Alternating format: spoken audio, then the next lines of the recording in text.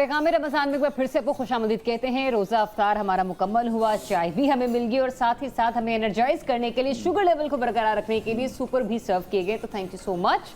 अब ये है कि आगे चलते हैं और अपनी डिस्कशन की तरफ बढ़ते हैं। मुफ्ती साहब, हम पारा नंबर 13 डिस्कस कर रहे हैं, जिसमें दूसरी सूरह है सूरह रात, और इसमें अल्लाह ताला ने इस्लाम की बुनियादी अकायद यानी तौहीद, रिसालत और क़यामत को बयान किया है और उन पर होने वाले एतराज़ात के जवाबात भी दिए हैं। माशाल्लाह, जैसा कि सूरह यूसुफ की खुलासा चल रहा था, उसके बाद चूँकि काफ़ी सारी बातें रह गई। सूरह रात जो है ना, इसमें अल्लाह ताला ने बड़ी सारी निशानियों का जिक्र किया है, इस्लामी इबादत और अकायद को बयान किया है। इसकी सूरह रात रखने का नाम रखने की वजह यही है कि इसमें कड़क यानी बिजली की जो कड़क हो, ये अल्लाह ताला की एक निशानियों में से एक निशानी है। आगे चल के इस पे कुरान करीम ने सूरज, चाँद, सियारों के मदार को बयान किया है कि वो अल्लाह ताला की मशीयत से इतनी ताकतों के साथ चल रहे हैं। तो खालिक़ कायनात ने वहाँ पे अपनी कुदरत और अपने कमाल को बयान किया है और साथ ये भी बयान किया है कि मेरी यानी अताअत के अंदर, मेरी ताबेदारी के अंदर इतनी ताकतों के मालिक सूरज और चाँद और सियारे और सितारे सारे के सारे एक लम्हा भी कोई गफलत नहीं करती, एक लम्हा भी अपनी लाइन से हटते नहीं। इस्लामी अकायद और जितने भी इस पर तौहीद, कलमा, नमाज, रोज़ा, ज़कात और हज, ये जो मसाइल हैं, इसकी साथ साथ ख़ास तौर पे तौहीद को बयान किया गया है। जो कुफ़ार थे वो इस्लाम के ऊपर एतराज़ करते थे, तो कुरान करीम की इस सूरत के अंदर नबी पाक सल्लल्लाहु अलैहि वसल्लम ने उनको जवाब दिया।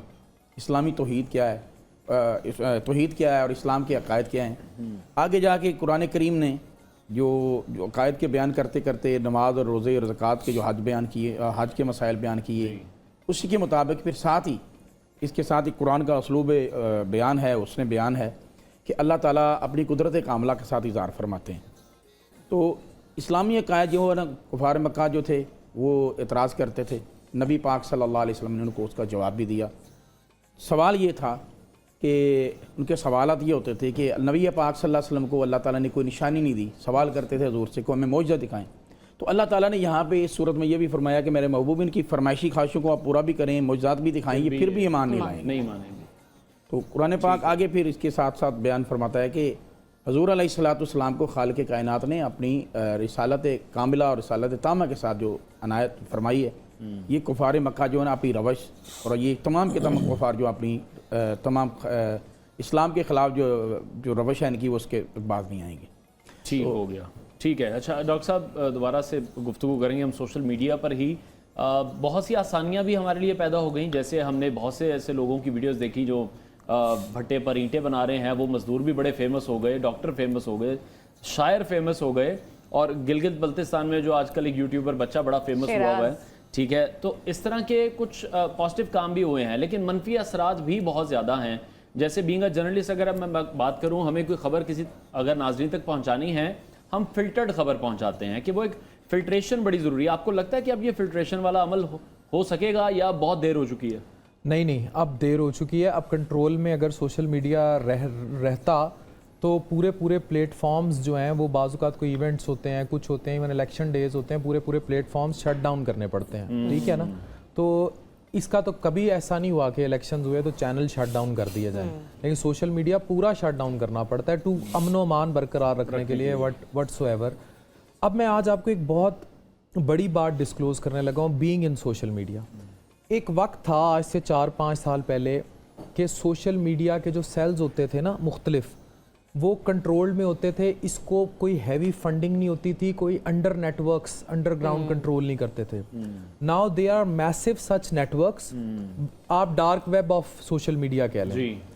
आप चाहें, मुझे लोग कहते हैं आप 3 लाख रुपया दें और आप ट्विटर पर ट्रेंड कर जाएं, डॉक्टर अफान कैसर बेस्ट डॉक्टर इन पाकिस्तान, वसी शाह साहब बेस्ट पोएट इन और बेस्ट इंटेलेक्चुअल।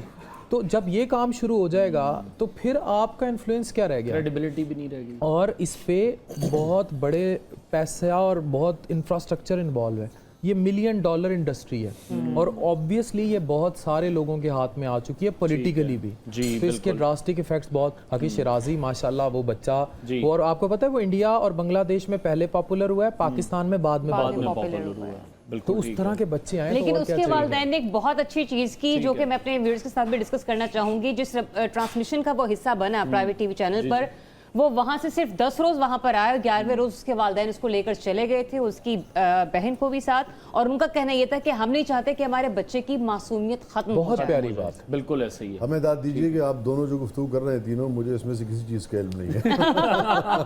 ठीक है, चले जी प्रोग्राम का लेकिन मैं सिर्फ इतना कहूँगा प्लीज प्लीज कि कोई भी जदीद इजाद जो है सोशल मीडिया समेत वो बुरी नहीं है, नहीं है, बिल्कुल भी बिल्कुल बुरी ऐसी नहीं है। 100% उसका इस्तेमाल 100% उम्दा है। उसका इस्तेमाल, आपने उसका इस्तेमाल ठीक नहीं किया, आपने बच्चों को डिसिप्लिन नहीं किया, आपने उसके कवानीन नहीं बनाए, ठीक है। तो ये आपका कसूर है। ये बिल्कुल ऐसी है जैसे तलवार जो है उससे आप हिफाजत के लिए भी इस्तेमाल कर सकते हैं, और अगर उसे आप किसी बच्चे का को कत्ल खेलने के लिए दे देंगे तो फिर वही तो वो नतीजा होगा। नुकसानदेह तो भी तलवार साबित में हो कोई सकती बुराई है। नहीं जी। है, सोशल मीडिया में बिल्कुल कोई बुराई नहीं ठीक है। है। उसके इस्तेमाल में पेरेंट्स में, सोसाइटी में, और जो लॉ मेकर्स हैं उनको ही सोचना चाहिए, उनको ये उसके लिए सोचना चाहिए। ठीक है, बहुत शुक्रिया। प्रोग्राम का वक्त मेरी राय नाज़रीन खत्म हुआ, इंशाल्लाह कल फिर आपसे मुलाकात करेंगे। अपना बहुत सारा ख्याल रखिए। इजाज़त इजाज़त दीजिए, दीजिए। अल्लाह हाफ़िज़।